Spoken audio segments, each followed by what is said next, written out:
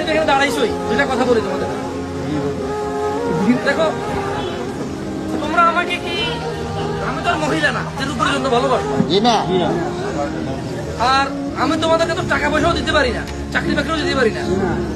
তাহলে তোমরা হয়তো আমাকে পছন্দ করো, আমি আল্লাহর পক্ষে কথা বলি, তাই তো?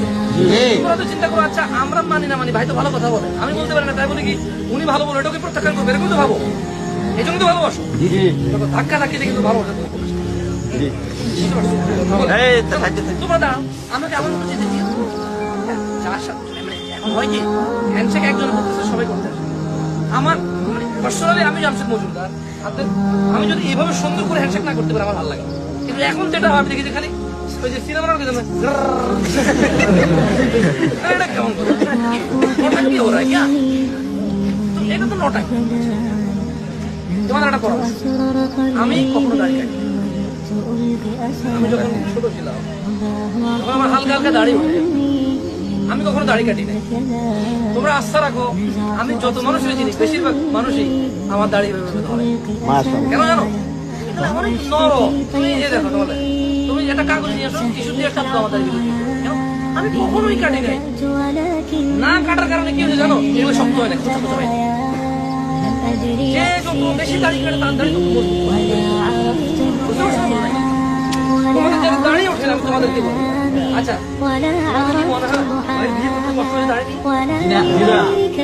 এরকম মনে হয়? আমি তখন জামশেদ মজুমদার ছিলাম না, শুধু জামশেদ, শুধু কি পুরো নাম বললে কেউ, তুমি তোমার পুরো নাম বলবে না, মোহাম্মদ সাব্বির হোসেন। আমার যখন কেউ জিজ্ঞেস করতো পুরো নাম, আমি জামশেদ বলতাম। এখন তো সবাই জামশেদ বলতে। আমি যখন জামশেদ, তখনও আমার বাপ দাদার বাড়ির পরিচয়, নিজের এলাকার অবস্থান দিয়ে বিয়েতে অসুবিধা হয়,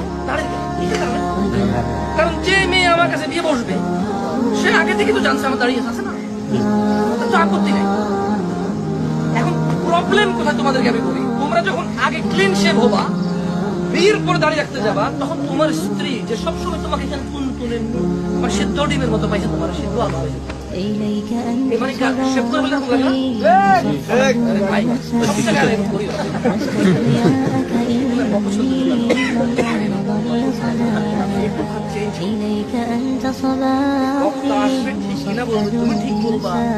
দেখা যায় এটা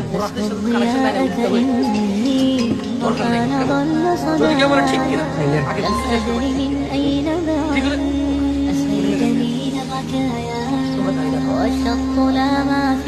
আল্লাহ রাসূলকে ভালোবেসে দাড়িটা রাখো।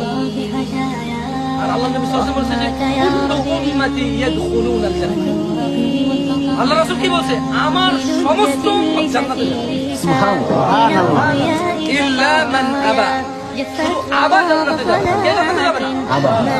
সাহাবারা বলল ওয়া মান ইয়াবা ইয়া রাসূলুল্লাহ, হে আল্লাহ রাসূল, আমরা সব উম্মত যদি জান্নাতে যায়, আবা যদি জান্নাতে না যায়, তাহলে সে কে আবা? বললো যে মান আতাআনি, আল্লাহ বলল যে আমার অনুসরণ করে সে জান্নাতে যাবে, ওয়া মান আসানি, যে আমার অনুসরণ করে না সেই হচ্ছে আবা, সে জান্নাতে যাবে। তো তোমরা দাঁড়িয়ে রাখো, আমি তোমাদের অনেকের টাকা নিচে প্যান্ট দেখতেছি, তোমাদের থেকে কথা নিতে পারবো না ভাই। আল্লাহ তিনি পরাক্রমশালী, মহামহিম, সর্বশক্তিমান, সবকিছু তো একচ্ছত্র মালিকানা যিনি, যারা ওনারই কথা তোমরা মানো না, আমি তোমার কথা কি করবো?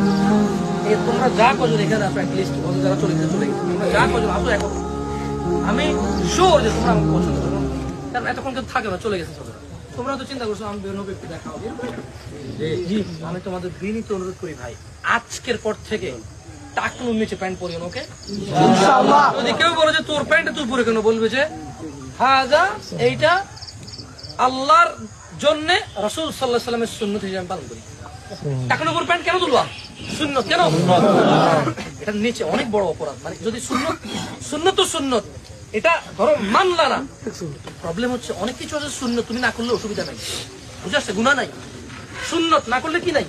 গুনাহ নাই। কিন্তু এটা এমন একটা প্রবলেম, টাকনুর উপরে পড়া যেমন সুন্নাহ, টাকনুর নিচে পড়া অপরাধ। সব সুন্নত কিন্তু তুমি পালন না করলে অপরাধ না, বুঝে আসছে না? আসে নাই, নেকি হবে না, কি হবে না, নেকি হবে না, কিন্তু অপরাধ না। কিন্তু টাকনুর উপরে যদি প্যান্ট না পরো, নিচে যদি ঝুলে, আল্লাহ কিয়ামতে কথা বলবে না, দয়াও করবে না। মানে তুমি কি বুঝ- আমি যখন মুক্ত বসছি ছোটবেলায় মুক্ত মুক্ত